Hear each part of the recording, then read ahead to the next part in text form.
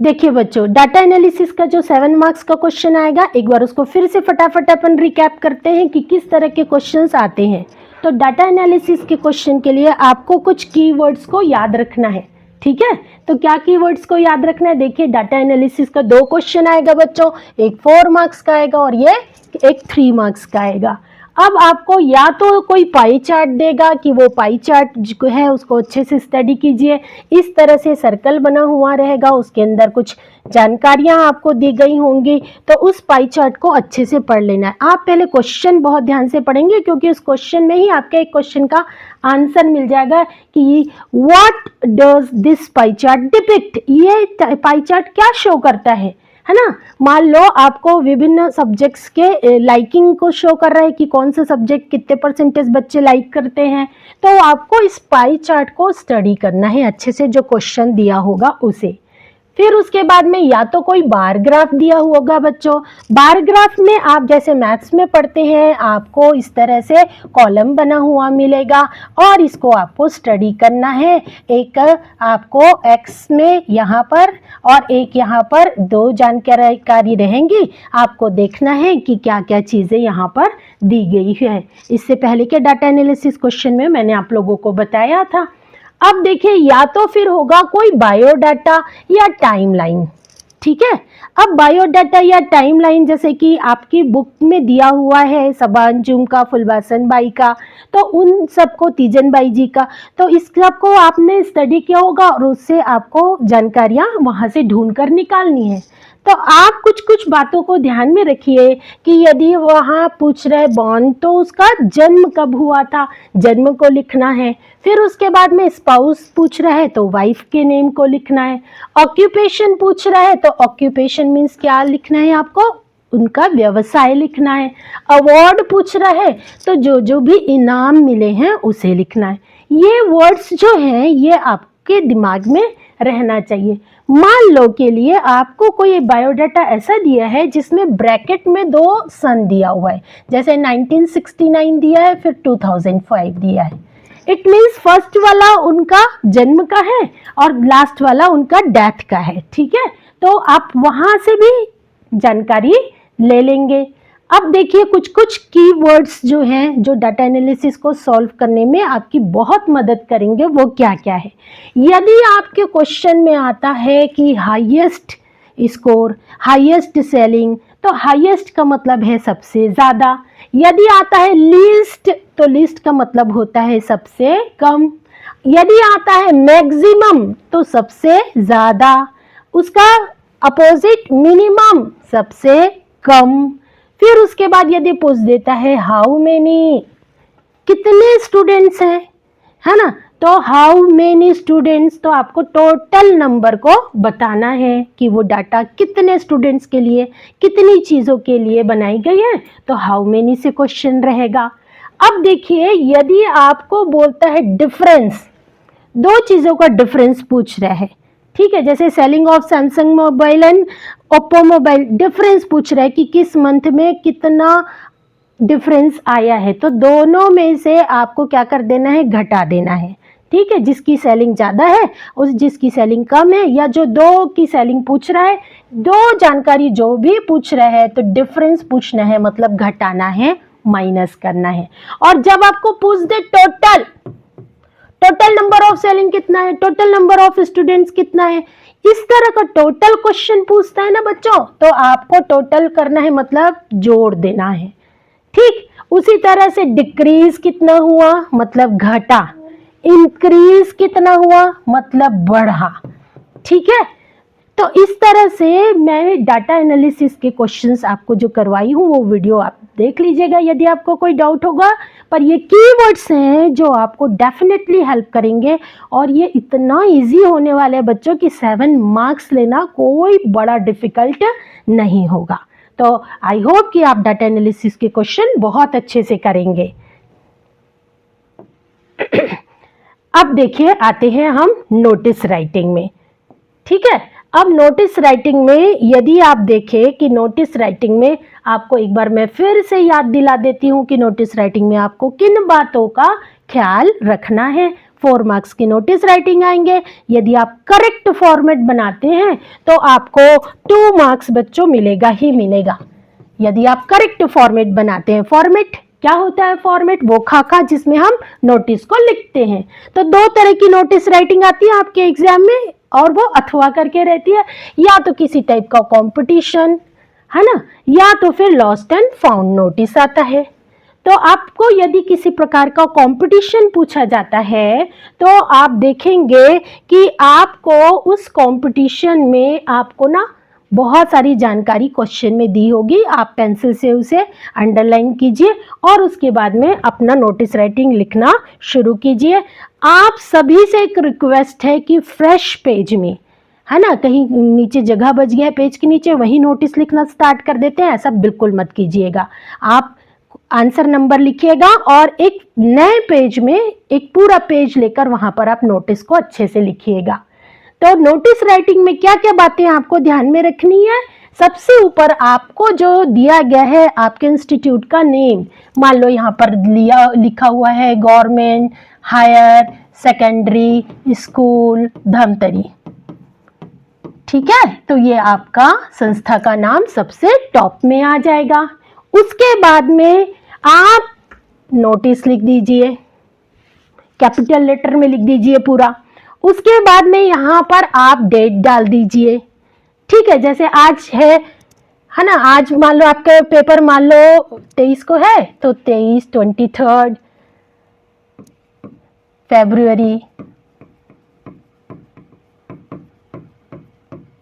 इस तरह से आप डेट को लेफ्ट हैंड साइड की ओर लिख दीजिए। और उसके बाद अगली लाइन में आप जो भी आपको टॉपिक दिया गया है उसे लिखना है। मान लो दिया है डांस कंपटीशन, तो हो जाएगा डांस कंपटीशन, क्विज कंपटीशन तो क्विज कंपटीशन, साइंस एग्जीबिशन तो साइंस एग्जीबिशन, स्कूल मैगजीन दिया है, एनुअल प्रोग्राम दिया है, कोई भी हेडिंग है वो यहाँ पर आपका हेडिंग हो जाएगा, ठीक। उसके बाद में नीचे जो है यहाँ पर आपका डेजिग्नेशन पद का नाम आ जाएगा। कल्चरल सेक्रेटरी है, स्कूल कैप्टन है, साइंस सेक्रेटरी है, ये पद का नाम आ जाएगा। और यहाँ पर जो आपको क्वेश्चन में दिया गया है कि जैसे मान लो दिया है यू आर अंकित या Ankita cultural secretary of your school, तो यहाँ पर आपका नाम आ जाएगा, राइट। तो इस तरह से आप नाम लिख लेंगे। कुछ कीवर्ड्स याद रखिए जो आपको हमेशा हेल्पफुल रहेगा, कोई भी सा नोटिस पूछे। All the students are hereby informed that, ये आपका पहला लाइन हो गया। ये आपने जैसा भी तैयारी किया होगा, डरने की कोई बात नहीं है कि हम जैसा तैयार किए हैं उसमें नंबर नहीं मिलेगा, क्या कोई डरने की बात नहीं है। आपका फॉर्मेट पूरा सही है, मीन्स आपको नंबर मिलेगा ही मिलेगा। सेंटेंसेस थोड़े बहुत वेरी हो सकते हैं। All the students are hereby informed that dash will be held, या तो विल बी हेल्ड लिखते हो आप, या लिखते हो is our school is going to organise a, ऐसा लिखते हैं। तो यहाँ पर कंपटीशन का नाम आ जाएगा बच्चों, dance competition will be held at our school on, यहाँ पर डे आ जाएगा या जो भी डेट है वो आ जाएगा, डे एंड डेट। फिर उसके बाद में ये जरूर लिखते हैं आपकी इंटरेस्टेड स्टूडेंट्स या those who want to participate may submit their names to the undersigned। अच्छा, आप यहाँ पर आगे और बढ़ा सकते हैं बाई करके, किस डेट तक जमा करना है भाई, बाई करके डेट का आप यहाँ पर लिख सकते हैं। और अच्छा नोटिस को एकदम बहुत क्लियर करने जानकारी देनी है तो the details are given below, या द डिटेल्स आर करके यहाँ पर आप डेट वो तारीख मेंशन कर दीजिए जिसमें कंपटीशन हो रहा है, टाइम डाल दीजिए कि किस टाइम पर स्टार्ट हो रहा है, एंड वेन्यू मतलब प्लेस डाल दीजिए कि किस स्थान पर वो हो रहा है। यदि आपकी नोटिस राइटिंग में चीफ गेस्ट दिया है तो you can add chief guest, आपके नोटिस में आप चीफ गेस्ट का नाम भी ऐड कर सकते हैं, ठीक है। तो इस तरह से नोटिस राइटिंग आपको लिखनी है। आप ये करेक्ट लिखते हैं, ये करेक्ट लिखते हैं, डेट डाल दिए, कौन सा कंपटीशन है, कौन सा प्रोग्राम है ये डाल दीजिए, यहाँ पर पद और अपना नाम डाल दिए। तो बच्चों ये इस फॉर्मेट में आपको 2 मार्क्स मिलना ही मिलना है। If your format is correct then you will get 2 marks, ठीक, एक और नोटिस देखते हैं, लॉस्ट एंड फाउंड नोटिस की। लॉस्ट एंड फाउंड नोटिस आ जाएगा तो कैसे करेंगे मैम? तो लॉस्ट एंड फाउंड नोटिस आ गया तो कैसे करेंगे? देखिए आपकी कोई भी चीज, देखिए दोनों चीज याद रखना। कई बार आप डर जाते हैं कि हमने तो लॉस्ट वाला किया है लेकिन नोटिस आ गया फाउंड वाला, कैसे करेंगे? दोनों में से एक आएगा, आप कोई भी एक को बहुत अच्छे से प्रिपेयर कर लीजिए। आपके पास चॉइस रहेंगे, दो चॉइस, वो वाला या फिर ये वाला। अब देखिए आपके पास में लॉस्ट एंड फाउंड नोटिस है, ठीक है? तो लॉस्ट एंड फाउंड नोटिस में ऊपर में आप स्कूल का नाम डाल सकते हैं बेटा, फिर उसके बाद नोटिस, फिर उसके बाद यहाँ पर जैसा डेट डालते हैं वैसा डेट यहाँ पर भी डाल सकते हैं। अच्छा, आपकी कोई चीज गुम गई है तो आप यहाँ पर डाल दीजिए लॉस्ट, लेकिन आपको कोई चीज मिली है तो यहाँ पर आप डाल दीजिए फाउंड। फाउंड नोटिस या लॉस्ट नोटिस, ठीक। अब उसके बाद में this is to inform all students that I have lost my, आपकी जो भी चीज गुम गई है उसका यहाँ पर नाम लिख देंगे। जो भी चीज, पेंसिल बॉक्स दिया है, लंच बॉक्स दिया हुआ है, स्कूल बैग दिया हुआ है, आपका वॉच दिया हुआ है, तो आप यहाँ पर लिख दीजिए। जैसे आप मान लो आपका स्कूल बैग खो गया है, ठीक है, yesterday during lunch break in the school playground. अब मान लो आपका स्कूल बैग है तो आप उस स्कूल के बारे में, स्कूल बैग के बारे में कुछ जानकारियां दीजिए कि वो कैसा है, कौन से कलर का है, एक्सेट्रा, ठीक है।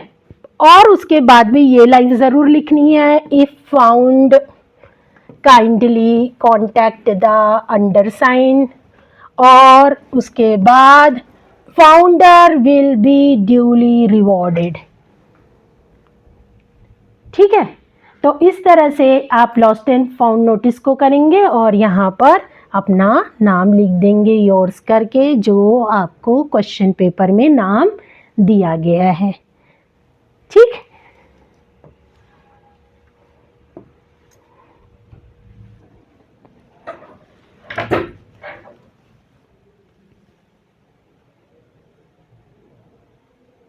ओके, अब देखिए बच्चों कुछ इम्पॉर्टेंट एप्लीकेशन या लेटर राइटिंग देखते हैं। तो एप्लीकेशन राइटिंग जो है उसमें हमको कौन से टॉपिक इम्पॉर्टेंट है जिसकी हमें प्रिपरेशन करनी है। आपके पास में एक क्वेश्चन लिखा हुआ है, देखो इस तरह से एग्जाम में भी आपको फॉर्मेट दिया जाएगा। तो इस फॉर्मेट में आपको सारी चीज़ें मिलेंगी बच्चों, आपको कोई टेंशन लेने की ज़रूरत नहीं है कि हमको क्या जानकारी, यहाँ पर कोई भी चीज़ लर्न करने की, रट्टा मारने की बिल्कुल ज़रूरत नहीं है। बस आप क्वेश्चन बहुत ध्यान से एक बार नहीं 2 बार पढ़िएगा। तो यहाँ पर देखिए मैं एक एग्जाम्पल ले रही हूँ, studying in class 10th in government higher secondary school Dhamtari. अब आगे वो बोल रहा है your father is a government servant, he has been transferred to Bilaspur, you have to go with him, write an application to your principal. आपको application किसको लिखना है भाई? प्रिंसिपल को लिखना है। किसके लिए लिखना है? For transfer certificate. अब आप याद रखिएगा कि ट्रांसफर सर्टिफिकेट देगा तो ट्रांसफर सर्टिफिकेट लिखना, transfer certificate and character certificate दिया है तो आपके आंसर में सब्जेक्ट में एंड करके कैरेक्टर सर्टिफिकेट लिखना। और ट्रांसफर सर्टिफिकेट की जगह बच्चों कई बार दे देता है school leaving certificate, school leaving certificate. नाम बदल दिया है पर है वो वही, तो आप सब्जेक्ट में स्कूल लीविंग सर्टिफिकेट लिख देंगे, ठीक है। ये इस साल बहुत ही इंपॉर्टेंट है, आप लोग प्लीज बहुत अच्छे से तैयारी कीजिएगा। तो कैसे लिखेंगे भाई, देख लीजिए एक बार फटाफट कि कैसे लिखेंगे इसको। हम यहाँ पर हम देखते हैं कि आपको किसको एप्लीकेशन लिखने बोल रहा है भाई? टू द प्रिंसिपल, तो टू द प्रिंसिपल, जो भी स्कूल नेम दिया है वो यहाँ पर हम लिख देंगे। ये देखिए अंडरलाइन किया हुआ है तो स्कूल नेम यहाँ आ जाएगा। उसके बाद में अगली लाइन में हम लिखेंगे सब्जेक्ट। अब सब्जेक्ट क्या दिया है भाई? सब्जेक्ट ये देखिए लिखा हुआ है ट्रांसफर सर्टिफिकेट, तो सब्जेक्ट में हम क्या लिखेंगे? एन एप्लीकेशन फॉर और शॉर्टकट नहीं करना, ट्रांसफर सर्टिफिकेट। ठीक है, गाइड में दे दिया टीसी एनसीसी, आपको करने की जरूरत नहीं है, आप पूरा जो क्वेश्चन में दिया हुआ है लिखिए। ट्रांसफर सर्टिफिकेट दिया है तो transfer certificate, transfer certificate and character certificate दिया है तो आगे बढ़ा दीजिए एंड कैरेक्टर सर्टिफिकेट। एक बार पढ़ लीजिएगा और ये जो मैं बताई हूं इसको ध्यान में रखिएगा। अब उसके बाद में आपने जैसा भी अपना प्रिपरेशन किया हुआ है उस तरह से आप लिखना स्टार्ट करना। रिस्पेक्टेड सर, मैम, ठीक है, I am a student of class 10th in your school. और देखिए बाकी की लाइन यहाँ पर दी हुई है ना, यहाँ पर बाकी की लाइन आपको दी हुई है। कैसे, क्या लिखेंगे? योर फादर दिया हुआ है, इसको हटाकर आप लिखिए my father is a government servant. देखिए पहला लाइन दिया हुआ है, ठीक। फिर he has been transferred to, अब जगह का नाम हो सकता है चेंज कर दे, तो आप वो जगह का नाम जैसा पेपर में दिया हुआ है उसके अकॉर्डिंग लिख दीजिए। फिर आपको you have to go with him, तो यू को फिर काटिए, यू की जगह हो जाएगा I have to go with him for further studies. तो यहाँ पर आपका हो जाएगा I have to go with him, I have to go with him for further studies। या आपने जो तैयारी किया होगा माई फैमिली शिफ्टिंग देयर, ये सारी रीजन जो है जैसा, और मान लो नहीं पता है तो जो पेपर में दिया हुआ है ये बिल्कुल पर्याप्त है, आप यहीं से वो लाइन लिख दीजिए my father has been transferred to और I have to go with him. उसके बाद में अब आपको क्या करना है भाई, आपको ट्रांसफर सर्टिफिकेट जो है लेने के लिए रिक्वेस्ट करना है प्रिंसिपल से। तो हम क्या करेंगे, रिक्वेस्ट करेंगे कि आपको ट्रांसफर सर्टिफिकेट जो है वो इशू कर दे। तो आप यहाँ पर फिर क्या लिखेंगे, सो प्लीज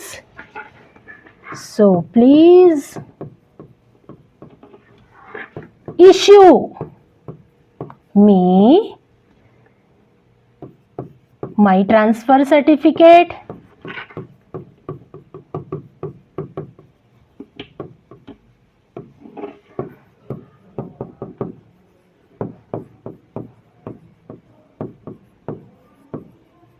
थैंक यू। उसके बाद में यहाँ पर आप लेफ्ट साइड में ही लिखेंगे योर्स ओबीडियंटली या your obedient student, yours obediently या योर ओबीडियंट स्टूडेंट। अब यहाँ पर आपको जो नाम दिया गया है 3 जानकारी लिखनी है बच्चों, अपना नाम, जो भी नाम दिया गया है, क्लास एंड डेट, ठीक। तो यहाँ पर डेट मेंशन कर देंगे।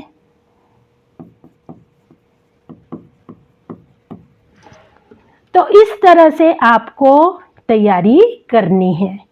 और कौन सा एप्लीकेशन है इम्पोर्टेंट भाई, तो लास्ट ईयर फुल फी कंसेशन दिया था, तो इस साल हमें लग रहा है कि इस साल जो है वो आपको कौन सा पूछा जा सकता है, बुक्स फ्रॉम बुक बैंक। तो इसमें भी आप यहाँ पर देखो दिया हुआ है UR, आपका नाम, स्कूल का नाम, write an application to your principal, to किसको लिखना है, प्रिंसिपल को लिखना है। अब books from book bank of your school, और देखो यहाँ पर लिखा हुआ है reason as you can not afford to buy it, तो आप रीजन डाल दीजिए आपने जो भी लिखा होगा कि माई father is a poor farmer, he can not purchase my books, या ये लिख सकते हो I can not afford to by books, और नीचे कुछ बुक्स के नाम डाल दीजिए। और उसके बाद में ये सेम रहेगा, ये जो फॉर्मेट है ना बच्चों, सब्जेक्ट यहाँ से चेंज हो जाएगा, फॉर के बाद से ये वाला हिस्सा वही रहेगा, ये वाला भी वही रहेगा, ठीक है। तो आप इस तरह से एप्लीकेशन लिख सकते हैं।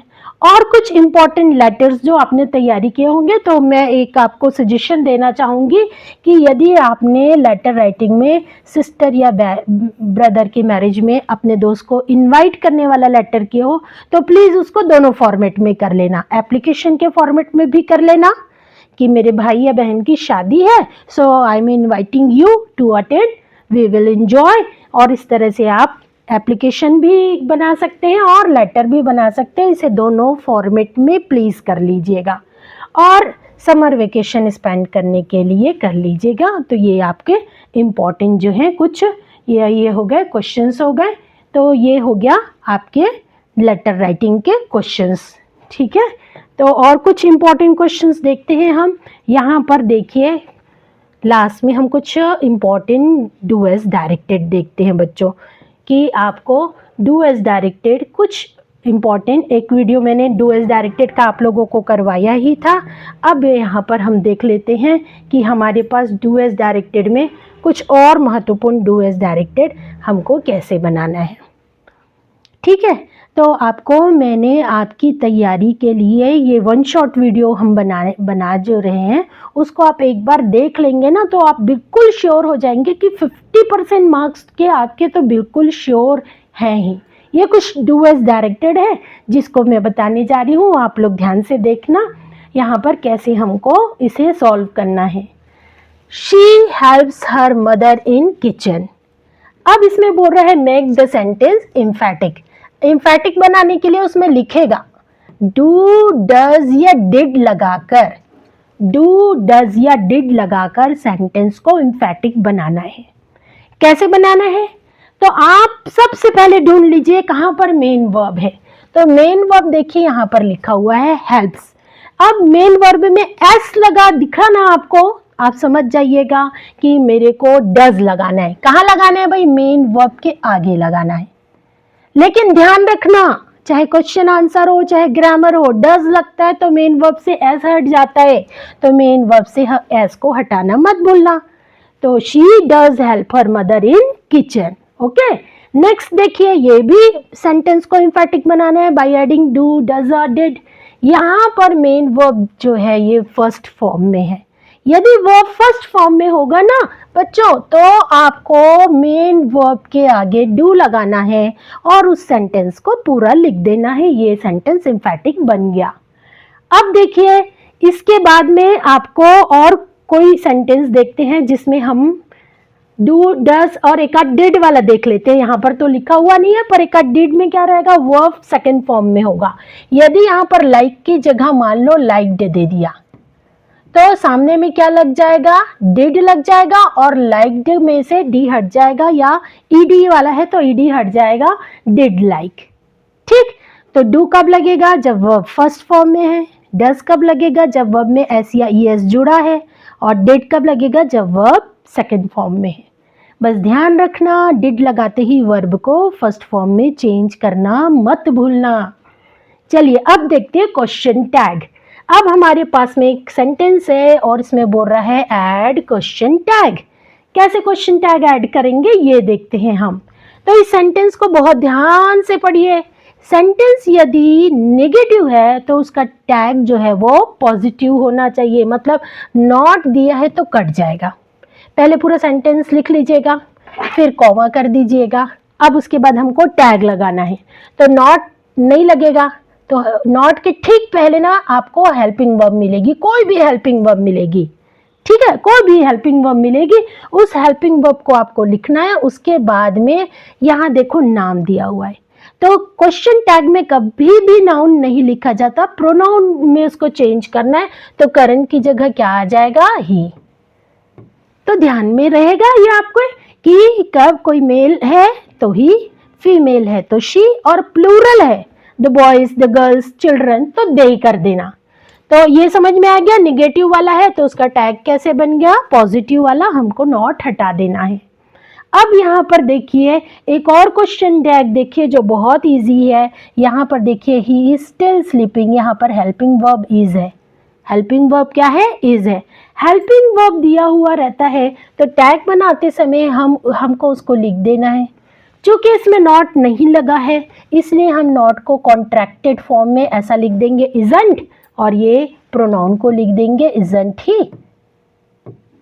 तो तीन काम हमने किया, हेल्पिंग वर्ब किया, नॉट को कॉन्ट्रैक्टेड फॉर्म में लिखा और प्रोनाउन लिखा, और लास्ट में क्वेश्चन मार्क लगाना नहीं भूलना, अदरवाइज आपका नंबर नहीं मिलेंगे। चलिए एक और क्वेश्चन टैग देखते हैं। He died for his country. देखो यहाँ पर क्या लिखा हुआ है, वर्ब सेकंड फॉर्म में है, डाइड। तो सेकंड फॉर्म में है तो इसका टैग कैसे बनेगा, तो सेकंड फॉर्म में जब वर्ब होती है तो ये पूरा सेंटेंस आप इस तरह से लिखना, फिर कॉमा लगाना, फिर उसके बाद में हेल्पिंग वर्ब क्या लग जाता है, पास्ट में हेल्पिंग वर्ब डिड लग जाता है। हेल्पिंग वर्ब है नहीं है तो डू डज या डिड लगाते हैं। तो डिड क्यों लगा, क्योंकि ये पास्ट में है। चूंकि नॉट इसमें नहीं है इसलिए नॉट को फिर हम कॉन्ट्रैक्टेड फॉर्म में लिख दिए, डिडंट, और ये हो जाएगा he and question mark. Okay, एक और देखते हैं sentence, your sister won the race. देखो यहाँ पर फिर पास्ट आ गया, विन वन। पास्ट आया, जैसे ही पास्ट देखो तो टैग लगाने के लिए क्या लगा देना है, डिड। चूंकि नॉट नहीं है, नॉट को कॉन्ट्रैक्टेड फॉर्म में लिखा, डिडंट। और यहाँ पर देखो लिखा हुआ योर सिस्टर, सिस्टर है तो क्या हो जाएगा, शी और क्वेश्चन मार्क। ठीक, क्वेश्चन टैग बन जाएगा। तो इस तरह से आप क्वेश्चन टैग को बनाएंगे। अब देखिए और क्या क्वेश्चन आता है भाई हमारे 10th बोर्ड में, इंट्रोगेटिव और नेगेटिव बनाने आता है। इस तरह का हम सेंटेंस लेते हैं जिसमें हम इंट्रोगेटिव और नेगेटिव बनाएंगे। He went to the market yesterday. इस सेंटेंस को हमको इंट्रोगेटिव सेंटेंस में चेंज करना है। तो इसके कैसे बनाएंगे, इंट्रोगेटिव सेंटेंस बनाने के लिए कंडीशन क्या है, हेल्पिंग वर्ब को सब्जेक्ट के आगे रखना होता है। हेल्पिंग वर्ब यहाँ पर नहीं है तो किसको देखना है भाई, मेन वर्ब को देखना है। मेन वर्ब देखो, go, went, gone. Went second form में है, सेकंड फॉर्म में देखो तो जाना बच्चों कि डिड लगाना है, डिड लग गया। डिड लगाने के बाद डिड ही वर्ब को फर्स्ट फॉर्म में कर देना, तो did he go to the market and question mark, क्योंकि इंट्रोगेटिव सेंटेंस है, क्वेश्चन मार्क लगाना कंपलसरी है। तो ये बन गया। अब देखिए अगला जो सेंटेंस है उसको हमको नेगेटिव बनाना है। नेगेटिव बनाने के लिए क्या करेंगे, अब आ गया एक बहुत बड़ा कंफ्यूजन, इसको देखते ही बच्चे इसके बाद में नॉट लगा देते हैं। ये डू, यदि आपको किसी सब्जेक्ट के बाद डू, डज या डिड अकेले दिखेगा, उसके बाद में नॉट नहीं लगा है, तो समझ जाना कि वो मेन वर्ब का काम कर रहा है। तो मेन वर्ब का काम कर रहा है तो देखो ये कौन सा फॉर्म है वर्ब का, फर्स्ट फॉर्म है, डू डिड डन। सबको पता है आप लोगों को कि कितने फॉर्म होते हैं मेन वर्ब में, 3 फॉर्म, डू डिड डन। भाई ये अकेले है तो अकेले है मतलब ये मेन वर्ब है। तो इसको मेरे को नेगेटिव बनाना है, नेगेटिव बनाने के मेरे को हेल्पिंग वर्ब चाहिए। तो फर्स्ट फॉर्म का हेल्पिंग वर्ब क्या होता है भाई, डू होता है। तो दे डू, उसके बाद में लगा दो नॉट, और ये मेन वर्ब जो है वो अपनी जगह पर रहेगा, डू नॉट डू होगा, ध्यान रखना, देयर जॉब। अब यही क्वेश्चन यदि आपको इंटरोगेटिव बनाने आएगा तो do they do their job, 2 बार डू दिखेगा।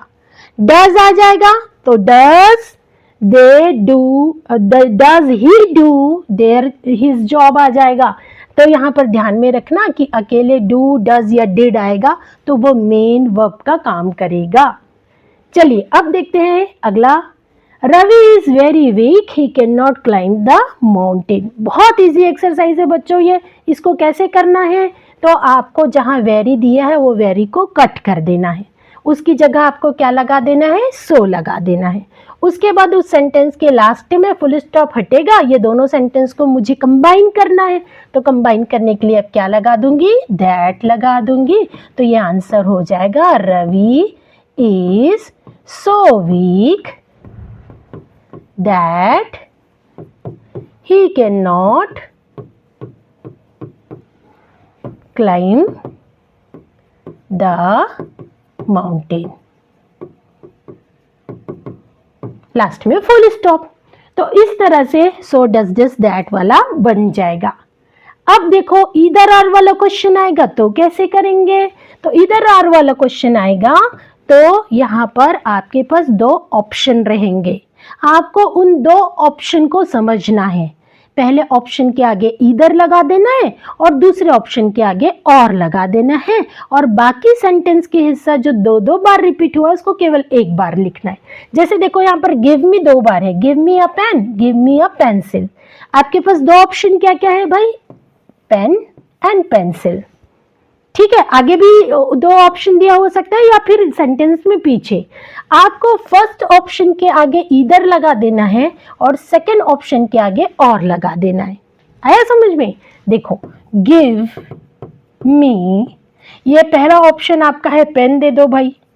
ईदर, या तो एक पेन, अब गिव में रिपीट हो चुका है उसको फिर से नहीं लिखेंगे। दूसरे ऑप्शन के आगे क्या कर देंगे, और ए पेंसिल। ठीक है, तो इस तरह से आप इधर और को बना लेंगे। अब देखिए इस टाइप का सेंटेंस पिछले बोर्ड एग्जाम्स में कई बार पूछा जा चुका है। ये बट से कंबाइन करने बोल रहा है, और आपको पता ही है कि जब हम बट से कोई सेंटेंस को कंबाइन करते हैं ना, तो वो क्या बन जाता है, वो कंपाउंड सेंटेंस बन जाता है। जब हम आपके में सिंपल, कंपाउंड और कॉम्प्लेक्स सेंटेंस भी है। ठीक है, तो जब हम बट से जोड़ेंगे ना, तो ये दो सेंटेंस को कैसे जोड़ेंगे, the food is nice, the food is nice, food अच्छा है। But the restaurant is dirty, but the restaurant is dirty. तो जब हम बट से, ध्यान रखना, कई बार आपको क्वेश्चन पूछ देता है, सेंटेंस दे देता है और आपको बोलता है कि सिंपल, कंपाउंड या कॉम्प्लेक्स, कौन सा सेंटेंस है बताइए। ठीक है, तो सिंपल सेंटेंस में केवल एक ही वर्ब होता है, केवल एक ही वर्ब होता है। कंपाउंड सेंटेंस में आपको क्या मिलेगा, कुछ कंपाउंड सेंटेंस बनाने वाले कंजक्शंस मिलेंगे। वो कंजक्शंस होते हैं फैन बॉयज। इससे, इस कंजक्शन से यदि जुड़ा है तो वो सेंटेंस कंपाउंड सेंटेंस कहलाएगा।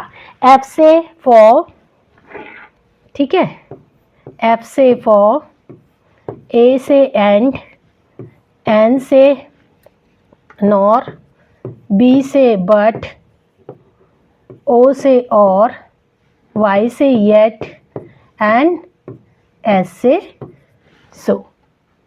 तो इन फैन बॉयज कंजक्शन से जुड़ा वाला सेंटेंस क्या कहलाएगा बेटा, कंपाउंड सेंटेंस कहलाएगा। और इसके अलावा बाकी जितने भी कंजक्शंस आपको मिलेंगे ना, उसमें आपको वो सेंटेंस कॉम्प्लेक्स सेंटेंसेस कहलाएंगे। ठीक है, चलिए कुछ और सेंटेंसेस देखते हैं जो आपके एग्जाम के लिए इंपॉर्टेंट है।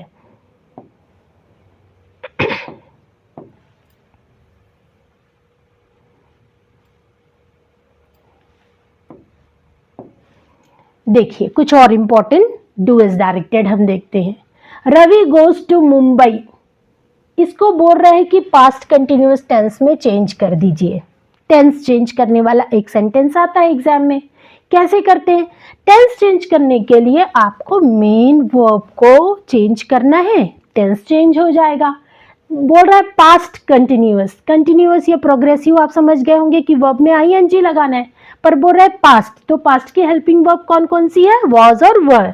चूंकि रवि है तो रवि सिंगुलर है तो क्या लग जाएगा, वॉज, और मेन वर्ब जो है उसके फर्स्ट फॉर्म में आईएनजी ऐड कर दो, तो ये बन गया पास्ट कंटिन्यूअस टेंस। यदि सेम सेंटेंस को पूछता कि प्रेजेंट कंटिन्यूअस बनाओ, तो आपको क्या करना पड़ेगा भाई, वॉज की जगह आपको इज लिखना पड़ेगा, तो बन जाएगा प्रेजेंट कंटिन्यूअस टेंस। बस ध्यान रखना आप कि सब्जेक्ट को देख लेना, सिंगुलर है तो वॉज, प्लूरल है तो वर, और यदि प्रेजेंट कंटिन्यूअस है तो सिंगुलर है तो इज, प्लूरल है तो आर, और आई के साथ तो हमेशा एम लगता ही है, सब ध्यान रखिएगा। तो टेंस चेंज वाला आप और कुछ एग्जांपल्स मैंने बताए हैं वो आप देख लीजिएगा।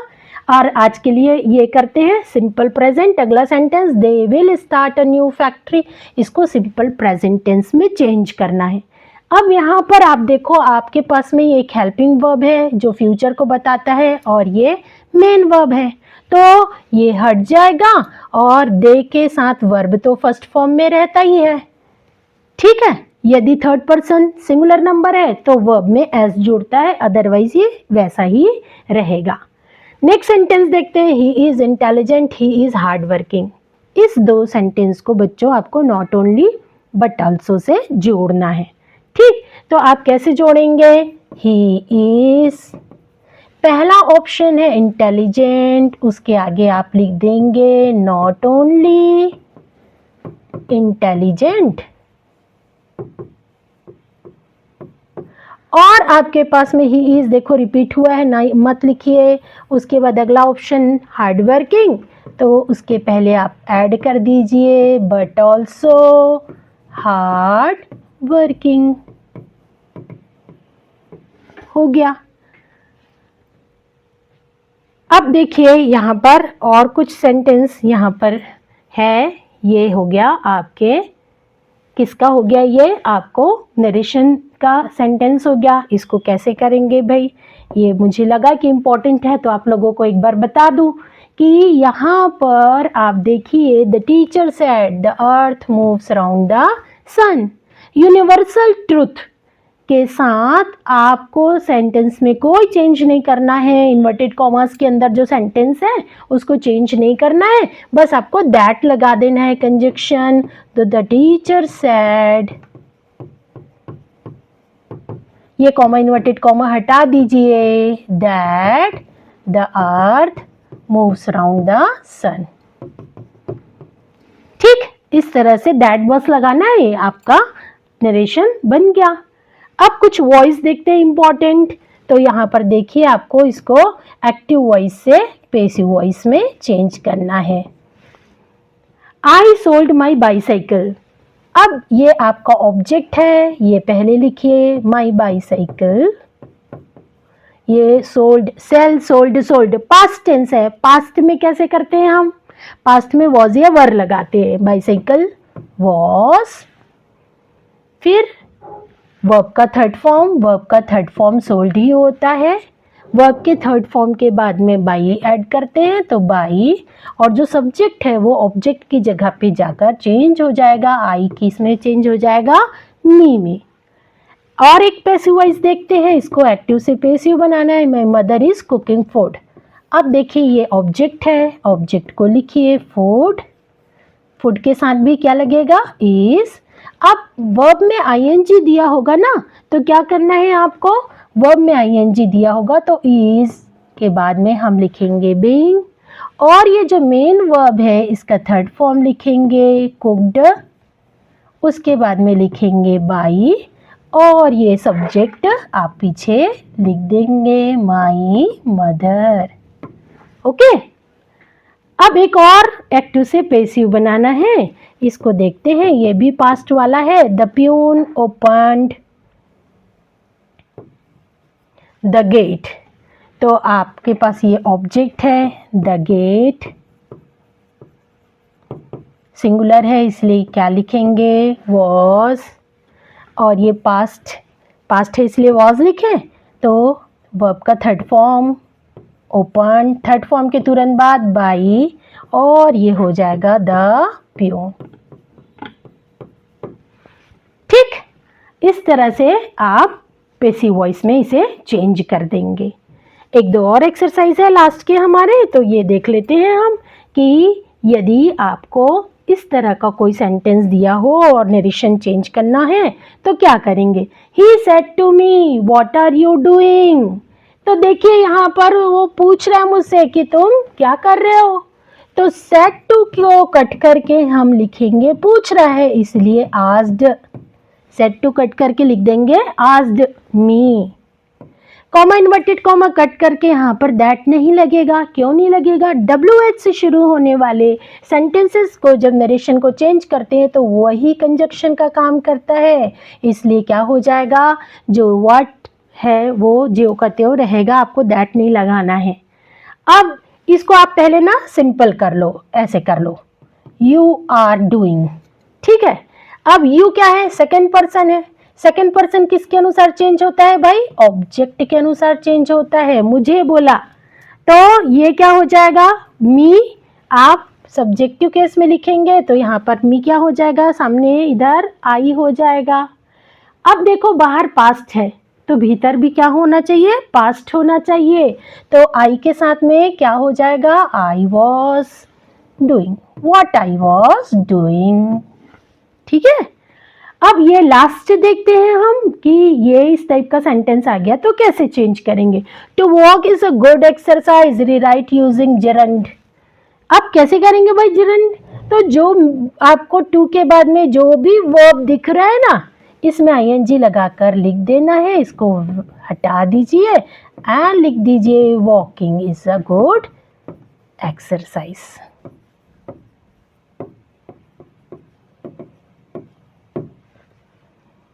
ओके, तो आई होप बच्चों आप लोगों को ये बहुत हेल्पफुल रहेगा। और ऐसे की बात है तो आप लोगों ने जो ऐसे तैयारी किया है, आपने हाफ ईयरली में, प्री बोर्ड में देखा है कि कौन कौन से ऐसे इम्पॉर्टेंट हैं, तो आपके ऐसे वाले टॉपिक में आपकी काफ़ी तैयारी पहले से हो चुकी है। तो आप यदि साइंस किसी न किसी फॉर्म में आता है तो आपको साइंस कैसे लिखना है, वंडर ऑफ साइंस दिया है तो हेडिंग वंडर ऑफ साइंस डालिए, advantages and disadvantages of science दिया है तो हेडिंग वही डालिए। आप जो याद किए हो ना वही मत डालिए, आप क्वेश्चन में देखिए कि कौन सा टॉपिक लिखा है। तो साइंस एनी हाउ टॉपिक में है तो आप वो हेडिंग डालेंगे। तो आपका साइंस का ऐसे हो गया इम्पोर्टेंट। फिर माई हॉबी ने आपने तैयारी की है तो माई हॉबी हो गया। और आप लास्ट ईयर या पहले भी तैयारी कर चुके होंगे एनी फेस्टिवल, तो ये इम्पॉर्टेंट ऐसे हैं जो अक्सर बोर्ड एग्जाम में पूछे जाते हैं। तो आप ये ऐसे की तैयारी कर चुके होंगे, एक बार और रिवाइज कर लीजिएगा अच्छे से। 8 मार्क्स का ऐसे है बच्चों, तो आप लोग कम से कम इतनी तैयारी तो कर लीजिएगा कि आपको बहुत अच्छे मार्क्स मिल जाएं। तो ये वीडियो दोनों तरह के स्टूडेंट्स के लिए बहुत हेल्पफुल है। वे बच्चे जो बहुत डर रहे हैं कि हमारी तैयारी कैसे होगी, क्या करेंगे, आप हर क्वेश्चन को बहुत ध्यान से पढ़िएगा और बनाइएगा। ऑब्जेक्टिव टाइप क्वेश्चन को बाद में करेंगे करके मत छोड़ दीजिएगा, जितना आपको पता है उसको बनाते चलिएगा। तो आप इस स्ट्रैटेजी से काम करेंगे तो बहुत अच्छे से पेपर बना लेंगे। तो सीन पैसेज, अनसीन पैसेज, ये इसका आंसर वही रहेगा बच्चों, तो ये बिल्कुल मत छोड़िएगा। और डाटा एनालिसिस का क्वेश्चन बहुत इजी है। समराइजेशन में आपको दिक्कत आ रही है तो आप समरी जो भी टॉपिक दिया वो टॉपिक लिखेगा और उसको शॉर्ट करके लिख दीजिएगा। आपको अपने ओन वर्ड्स मिल रहे हैं, मान लो है ना, जैसे प्रिटी दिया है तो प्रिटी को रिप्लेस करके ब्यूटीफुल लिख सकते हैं, जॉय दिया है हैप्पी लिख सकते हैं। तो समराइजेशन में आप 3-4 लाइन्स में उसको शॉर्ट करके लिखेंगे। तो all the best for your exam. I hope कि आप लोग बहुत अच्छे से करेंगे। आप सभी को बहुत बहुत शुभकामनाएं अपने एग्जाम के लिए।